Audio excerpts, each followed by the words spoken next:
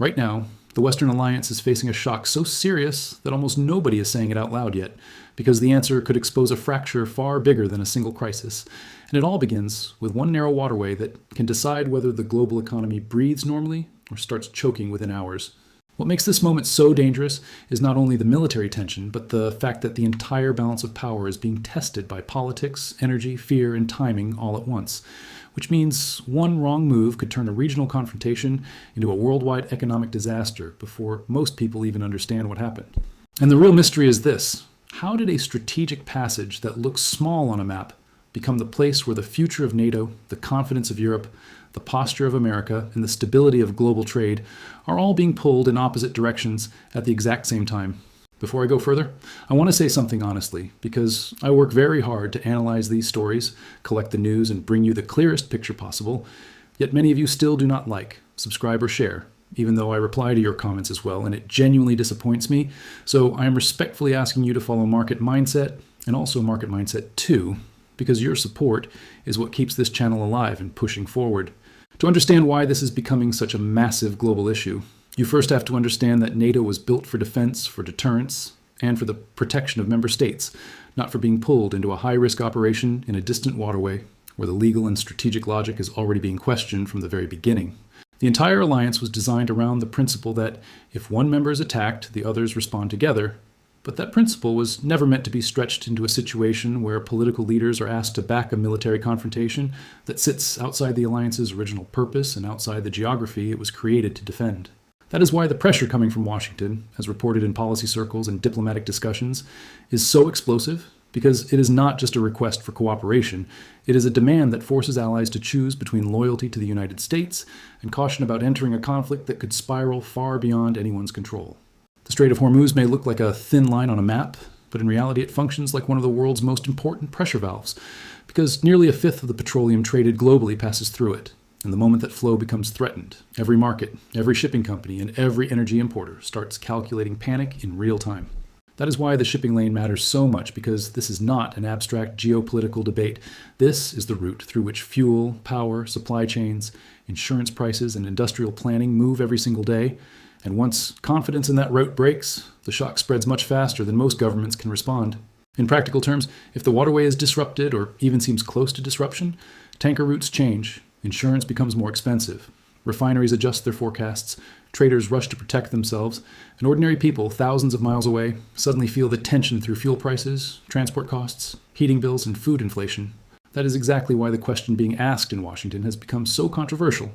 Because some voices want a tougher collective response to pressure in the Gulf, while others understand that a military show of force might protect one interest in the short term, but ignite a much broader crisis with consequences that no government can fully control. Europe is not reacting the way Washington may have hoped, because many European capitals see the legal argument as weak, the strategic benefit as uncertain,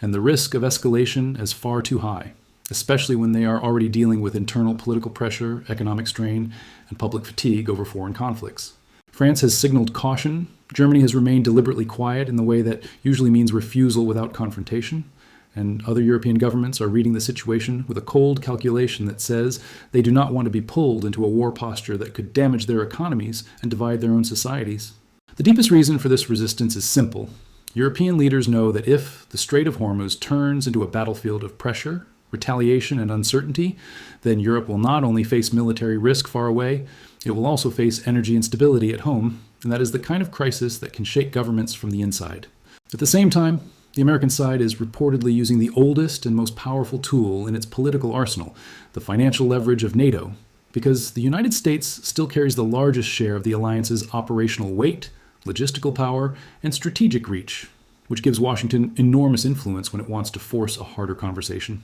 But leverage cuts both ways, because the more openly pressure is used, the more European governments begin to ask whether they are being treated like partners or like instruments. And once that question becomes public, it changes the emotional tone of the alliance, even if the official language remains polite. This is where the story becomes larger than NATO itself, because if Washington pushes too hard and Europe refuses too clearly, the result is not just one diplomatic disagreement. It is a visible test of whether the transatlantic order can survive in the form that has defined global security for decades. If the alliance holds together only through careful wording and symbolic gestures, then the unity is weaker than people assumed, But if it fractures openly, even partially, the signal to the rest of the world will be devastating, because it tells every major power that the Western Bloc is no longer speaking with one voice. Russia is watching this moment with intense interest, because any weakening of American credibility in Europe gives Moscow a strategic opening, not necessarily to win through direct force, but to benefit from the uncertainty, the political pressure, and the growing temptation among European societies to prioritize cheaper energy and immediate stability. The war in Ukraine already showed how dangerous energy dependence can become, and it also showed how expensive it is to replace one source of supply with another under emergency conditions, which means Europe has not escaped dependency. It has simply moved into a more expensive and politically complicated version of it. That is a huge problem, because if American protection feels less certain and energy prices remain painful, then European governments will come under mounting domestic pressure to reset their foreign policy priorities. And that is exactly the kind of environment in which old strategic boundaries start to blur. China is also watching carefully, because every moment of strain between Washington and its allies creates space for Beijing to position itself as an alternative economic pole, especially with countries that want trade, stability, and access to manufacturing power without being trapped inside a confrontation led by another superpower. When a European leader begins talking about greater independence from Washington, or when talks with Beijing become more important, the meaning is much bigger than one meeting or one trade discussion, because it suggests that the global system itself is moving toward a different center of gravity. That is why the stakes are no longer limited to one sea lane or one diplomatic row, because what sits underneath all of this is the question of whether America still holds the kind of unquestioned leadership it once had, or whether its allies are now beginning to hedge, diversify, and prepare for a world where that leadership is less reliable. And once allies begin hedging, the whole architecture changes, because alliances only work when trust is stronger than fear, and fear starts to win the moment the countries believe they may be dragged into conflicts that do not clearly serve their own national interests. For ordinary people, this is not just a story about generals, diplomats, and policy memorandums, because if energy routes become unstable, the effect reaches kitchens, factories, gas stations, airports, and supermarkets, and the pressure arrives in the most personal way possible through the monthly cost of living. In the United States, consumers would feel it at the pump first, but then the consequences spread into shipping, manufacturing, travel, and household budgets. And once inflation expectations rise because of a geopolitical shock, the damage becomes much harder to reverse. In the United Kingdom, where families are already extremely sensitive to energy and food prices, a new wave of instability in the Gulf would not be seen as a distant strategic issue, but as another direct hit to household finances, public confidence, and political patience. In Canada, especially in provinces where winter heating and transport costs matter deeply, a disruption in the global oil market can quickly turn into a domestic political issue,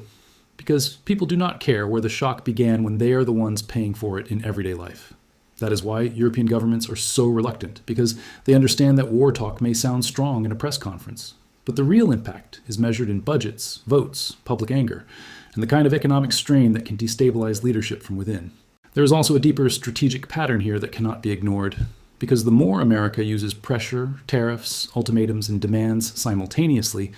the more its partners begin to wonder whether the alliance is still based on shared purpose or has shifted into a relationship of forced compliance.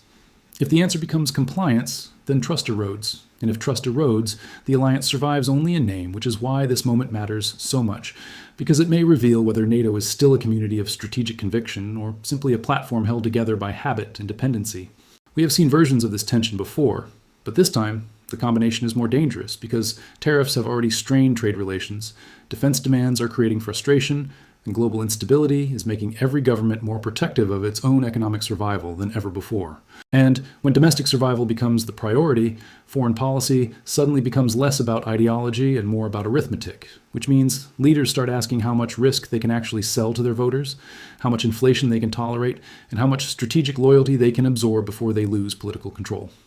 That is the pressure point Iran has effectively understood, because a country does not need to match a superpower in raw military strength if it can create enough uncertainty and a choke point that the whole global system has to react to it like a live wire. The Strait of Hormuz is therefore not just geography, it is leverage, and leverage in the hands of a determined regional actor can force the strongest states in the world into calculations they would rather avoid, especially when the cost of action is immediate and the cost of hesitation is reputational. This is why the situation is being read by analysts as a stress test for the entire Western order. Because a stress test does not always end in collapse, but it does reveal exactly where the structure bends, where the confidence cracks, and where the hidden weaknesses were all along. One possible path is that NATO stays together, but only in the thinnest possible way, with carefully worded statements, symbolic support, and diplomatic language designed to avoid a direct break, even though privately many governments would already know that their interests are no longer perfectly aligned. Another possible path is that America decides the alliance is no longer delivering what it wants, and that the refusal from Europe becomes the proof needed to argue that the old arrangement is broken, which would open the door to a dramatic reset in how Washington approaches collective security. A third path is that the Gulf situation escalates without meaningful NATO unity, leaving the United States to work with selected partners, bilateral arrangements, or ad hoc coalitions, which would make the confrontation more unpredictable because fewer institutions would be able to slow it down. A fourth path is that back-channeled diplomacy quietly lowers the temperature, because all sides recognize that nobody truly benefits from a global energy shock or a wider military crisis. And this would not be surprising, since history shows that even the sharpest confrontations can sometimes be pulled back from the edge. But the danger is that the current political environment makes quiet compromise harder, because public posturing, domestic pressure, social media outrage, and the desire to appear strong have all made leaders less flexible than they used to be in moments like this. That is one reason this story is so important, because the real test is not just military capability, but political will.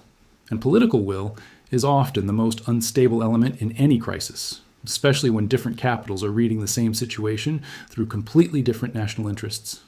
If Europe fears war and America demands resolve, then the alliance begins to split at the level of instinct. And once that happens, every statement becomes a negotiation, every meeting becomes a test, and every delay becomes evidence for one side or the other. So, while many people will look at this as another geopolitical headline, the deeper truth is that we may be watching the beginning of a much larger realignment, one that touches not only security commitments, but also trade flows, energy policy, diplomatic credibility, and the future shape of the global order. If NATO weakens, then Europe will face a hard choice between deeper strategic independence and closer pragmatic engagement with other major powers, and that choice would reshape the balance of influence across the next decade in ways that ordinary viewers may not fully appreciate yet. If America doubles down, then it risks proving to allies that loyalty has become conditional on obedience, and that message alone could accelerate the very distancing Washington is trying to prevent, because no partner wants to feel like a disposable tool in someone else's larger strategy. If Iran holds its leverage, then every market participant, every transport company, every refinery, and every energy ministry will continue watching the same narrow passage, with the kind of anxiety usually reserved for war zones and financial crashes. And if the world continues sliding toward a more fragmented order, then this moment may be remembered as one of those turning points where everyone knew something was changing, but very few realized how fast the old assumptions were disappearing. That is why the story cannot be reduced to a simple yes or no, because this is not just about whether NATO survives one dispute. It is about whether the alliance can still function when its members no longer agree on what kind of world they are trying to protect. It is also about whether America can still command automatic trust from partners who are increasingly calculating risk in their own national interest, and whether the era of unquestioned Western unity is quietly giving way to a harder, more transactional age.